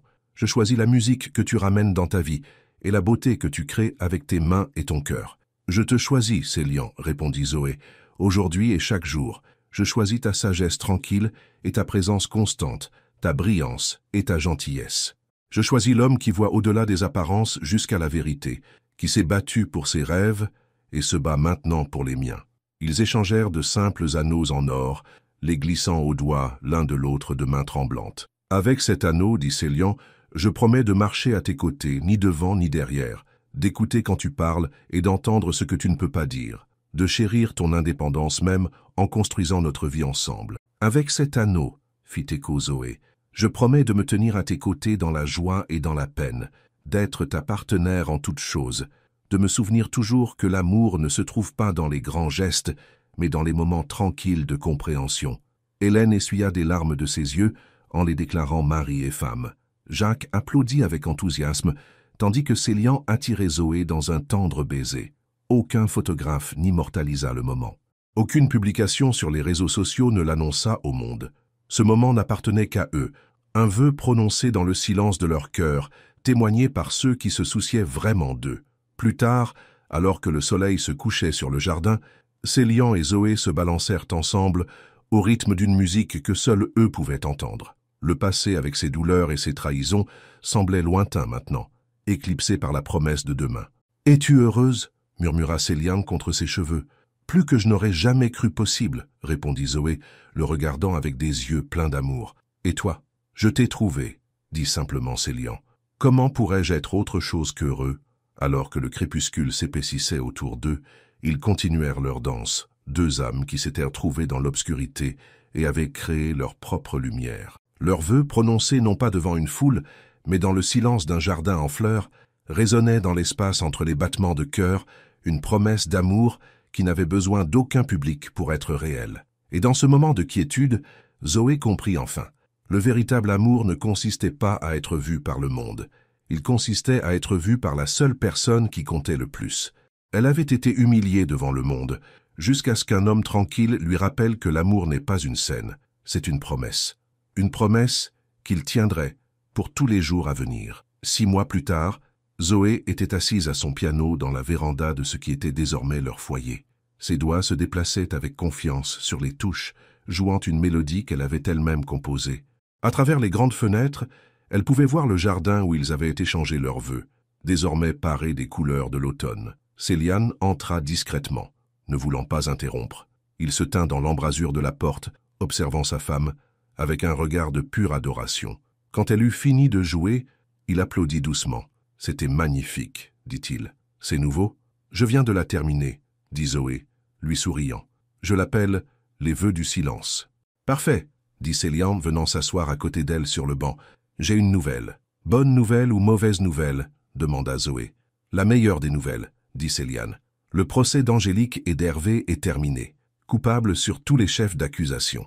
Ils seront en prison pendant au moins 5 ans. » Zoé laissa échapper un souffle qu'elle ne savait pas qu'elle retenait. « Alors c'est vraiment fini. »« C'est fini, » confirma Célian. « Nous pouvons enfin avancer sans regarder par-dessus nos épaules. » « Et Valertec, mieux que jamais, » dit Célian. « Le conseil d'administration a voté à l'unanimité pour étendre l'initiative éducative. Nous fournirons de la technologie aux écoles sous-financées à travers le pays. »« Je suis si fier de toi, » dit Zoé, posant sa tête sur son épaule. « Je suis fier de nous, » dit Célian. « Regarde tout ce que nous avons bâti ensemble en seulement quelques mois. » C'était vrai. Outre leur mariage, ils avaient créé une fondation qui combinait l'expertise technologique de Célian avec l'expérience de Zoé en éducation. La boutique de fleurs s'était étendue à 3 emplacements, Zoé supervisant la croissance de l'entreprise, tandis qu'Hélène gérait le magasin d'origine. Et Zoé avait commencé à enseigner le piano à des enfants de familles à faible revenu, regardant leurs visages s'illuminer alors qu'ils découvraient la joie de la musique. « Nous formons une bonne équipe, » dit Zoé. « La meilleure, » acquiesça Célian. Il hésita, puis ajouta « J'ai réfléchi. Peut-être est-il temps d'agrandir notre équipe. » Zoé leva les yeux vers lui, ses yeux s'écarquillant alors que le sens de ses mots devenait clair. « Un bébé ?» Célian hocha la tête. « Si tu es prête. Si nous sommes prêts. » Le visage de Zoé s'illumina d'un sourire radieux. « Je crois que oui. » Célian l'embrassa, son cœur débordant d'amour pour cette femme qui avait changé sa vie de façon qu'il n'aurait jamais pu imaginer. Alors qu'ils étaient assis ensemble au piano, planifiant leur avenir, aucun d'eux ne regrettait les chemins douloureux qui les avaient menés l'un à l'autre. Chaque larme, chaque trahison, chaque moment de doute en valèrent la peine pour trouver ceci. Un amour bâti non pas sur de grands gestes ou des déclarations publiques, mais sur une compréhension tranquille et une confiance inébranlable. Un amour qui avait commencé dans le silence d'une chapelle déserte et remplissait maintenant chaque recoin de leur vie de sa musique tranquille. Un amour qui n'avait besoin d'aucun public pour être réel. Fille.